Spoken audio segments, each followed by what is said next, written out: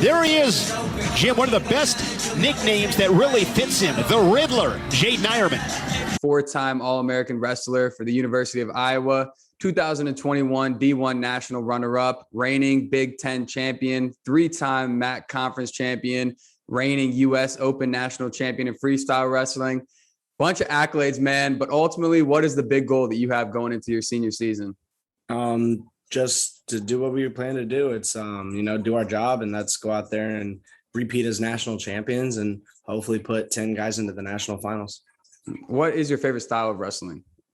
Oh no, I've been going back and forth between freestyle and folk style. I love them both. I'm very good at top wrestling when it comes to legs and being able to ride. But freestyle, it just helps me. I like to go for big moves. I like to 5 people or 4 them, Mm-hmm. So a mixture of both kind of helps me, molded me into the wrestler I am today. For people that don't know, what's the difference between folk style and freestyle? Differences like different rule changes. Like you're allowed to lock your hands. You're only on bottom for a good 10 seconds if you're not scoring. Every time you expose is 2 for freestyle, and then folk style more technical. It's more of, all right, you're on bottom for 2 minutes. If you don't get out, you don't get out. You can get ridden for 6 minutes if you wanted to, but it's, there's just different rules. That's all it comes down to. Mm-hmm. I read online that you did the majority of your college career at Missouri, and that's when you were 3-time MAC conference champion, and then you transferred to Iowa in November 2019. What other schools did you consider going to, and ultimately, why did you decide on Iowa? Yeah, that was a crazy process when I hit the transfer portal. I didn't think it'd be that big because I didn't think of myself I always consider myself really good, but not to the level that it was given to me.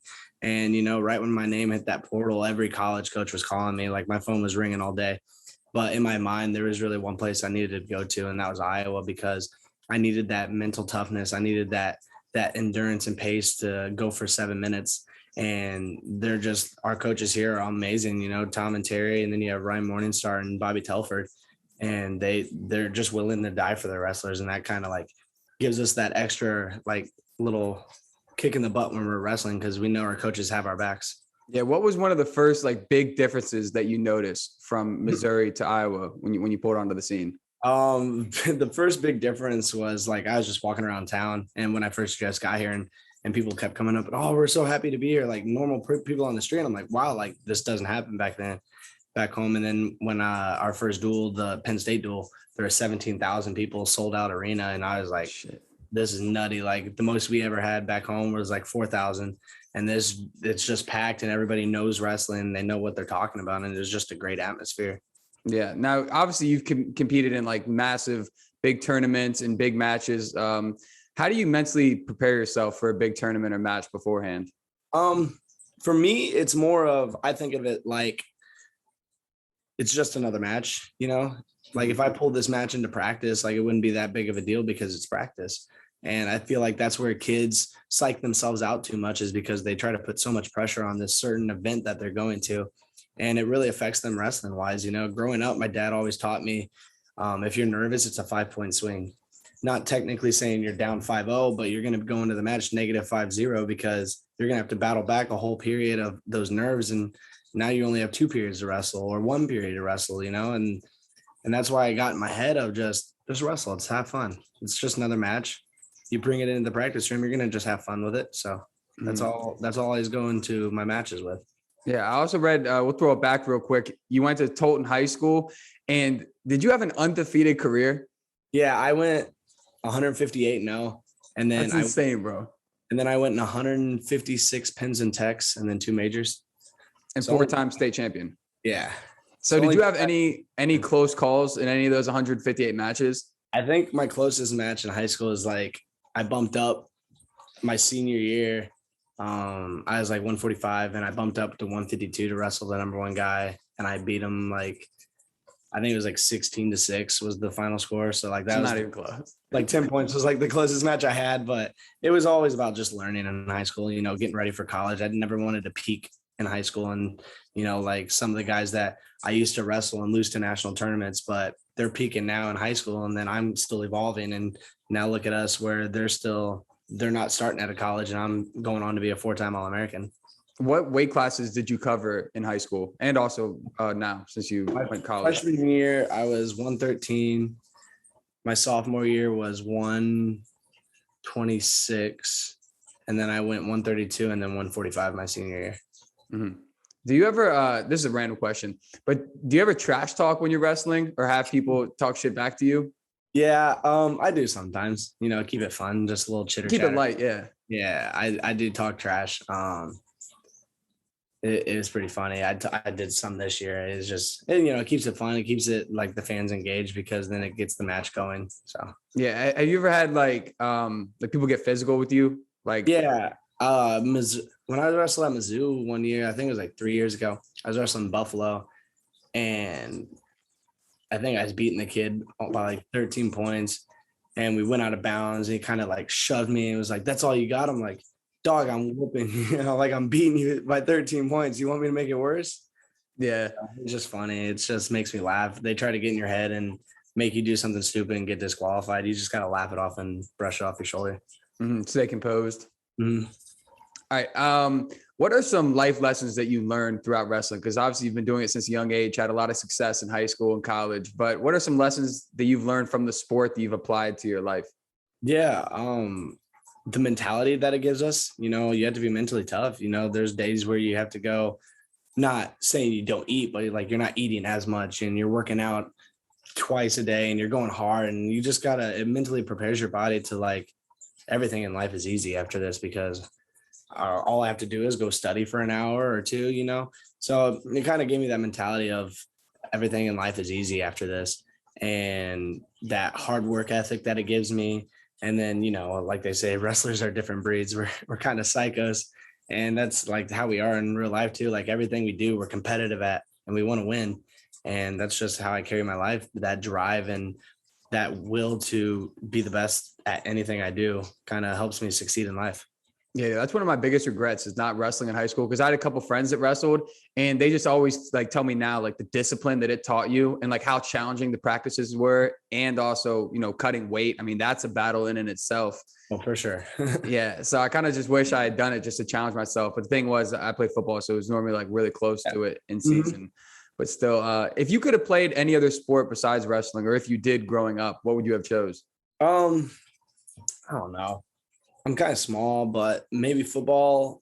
I'd have been, I don't know, golf, especially. My family is really big golfing family. For a generation, my mom golfed in college. So like, I've always loved golf and been around it. So that's something I might've gotten into. Who knows? Mm-hmm. Are you pretty good at it? I'm good. I'm decent. Probably baseball. My two cousins. Well, my cousin right now plays in the major leagues. He got drafted 2 years ago to the A's. Nice. So kind of their side of the family went more baseball, and then we went more wrestling on our side. Nice. And let's get back on your wrestling career real quick. Where do you see yourself in 5 to 10 years? 5 to 10 years. So I hope to do another cycle or two. And then, see where it takes me. I don't think I'll wrestle forever, obviously. So getting into coaching will be a big thing. And then, maybe if it leads to my MMA career, I'm coaching kids, like that's what I hope to do after I hang up my wrestling shoes. Nice. And yeah, we were actually talking a little bit off camera before we started. You recently signed with a big agent for potentially your MMA career. Is there anything you can tell us about that and who you signed with and the impact it might have? Yeah.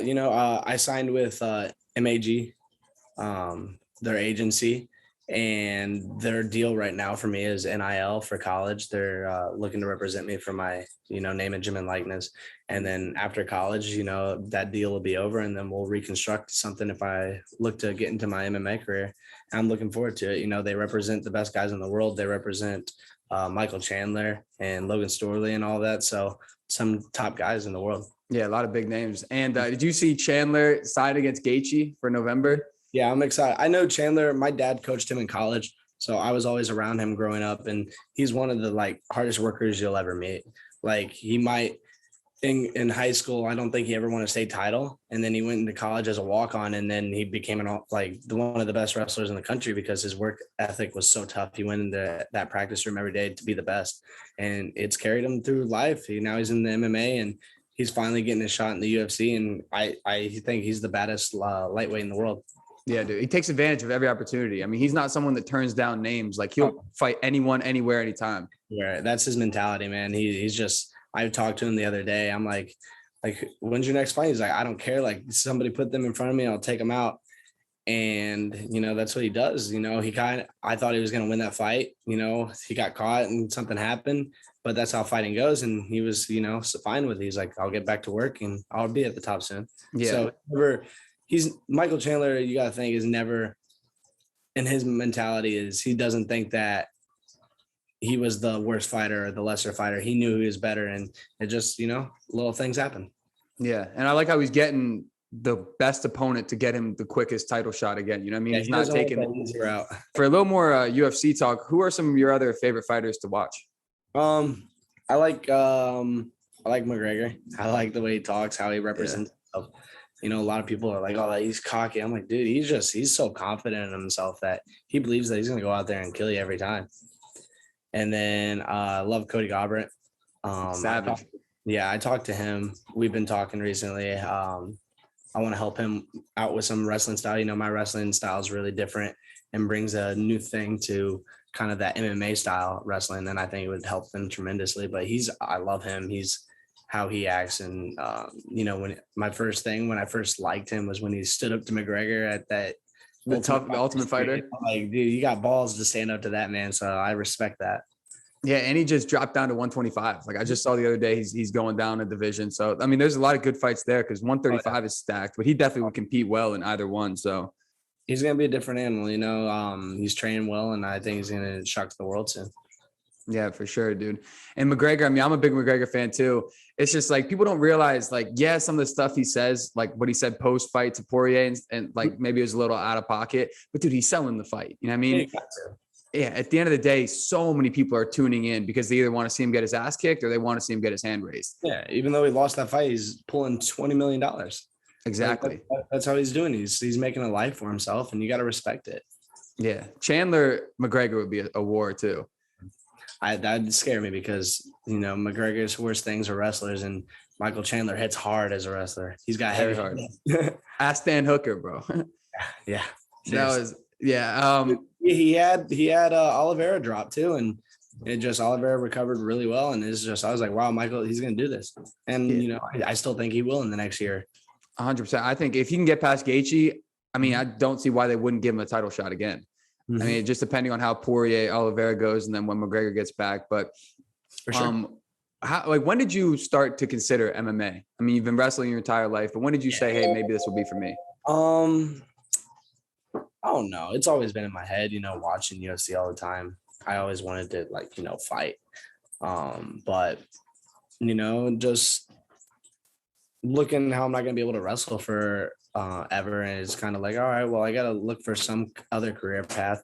And then we're just out and we're hitting that punching machine. I'm like, I hit harder than a lot. Like, the only guy that's ever hit harder than me so far has been our heavyweight Cassiope, and he's 200 pounds bigger than me. I'm like, I could probably be good at this. So we're gonna start training once I end my wrestling career, and focus everything on that and become hopefully a world champ. Dude, that's funny that you say that because I was when I was making this outline, I came across that punching bag machine and you broke the record with your head. Dude, I was dead when I saw it. That was legendary. I was like, yo, how the hell did he break the record with his dome? Yeah, I have a hard head. When my dad he used to fight before he hung it up and all that. And we were training and we're sparring together, and he goes to knee me and hits me in the head. And I kind of look at him like, that's all you got. And he's like, my knee hurts. I'm like, I have a hard head. Like Jorge Masvidal, he might want to worry about my head. Might break his kneecap, dude.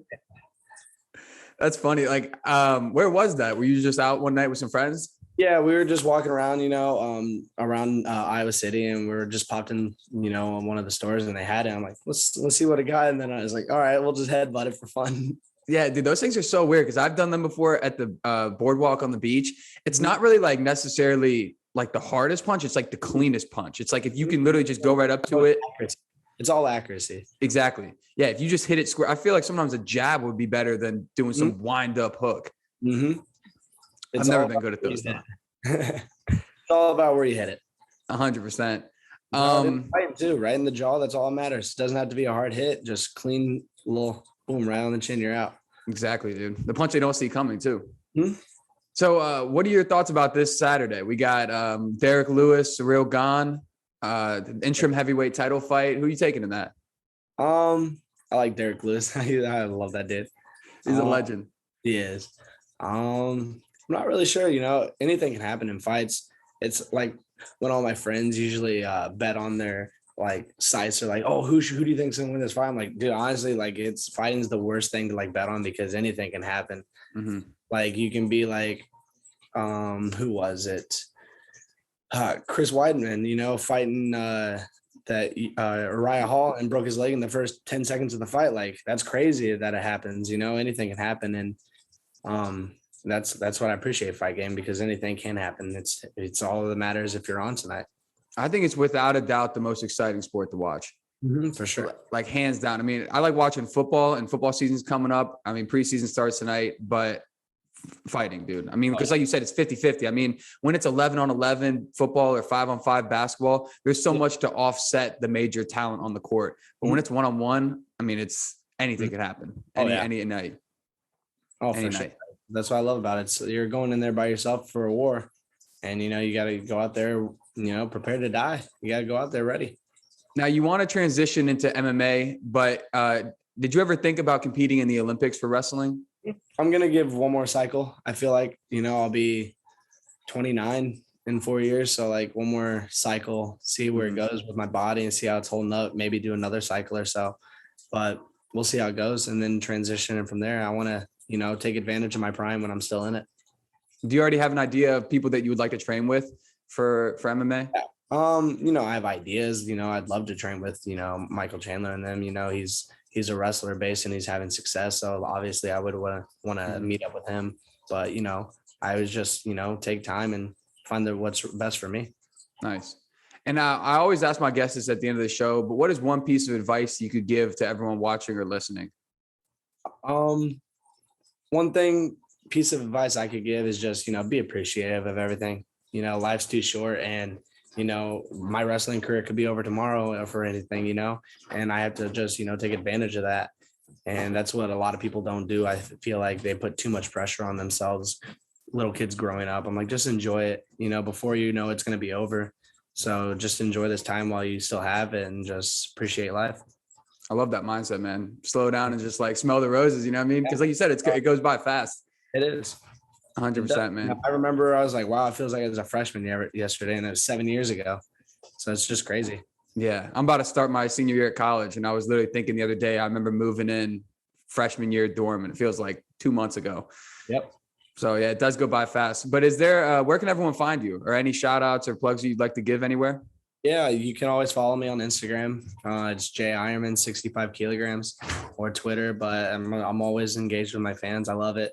And I just hope to, you know, hopefully make it to the national finals again this year and get some redemption.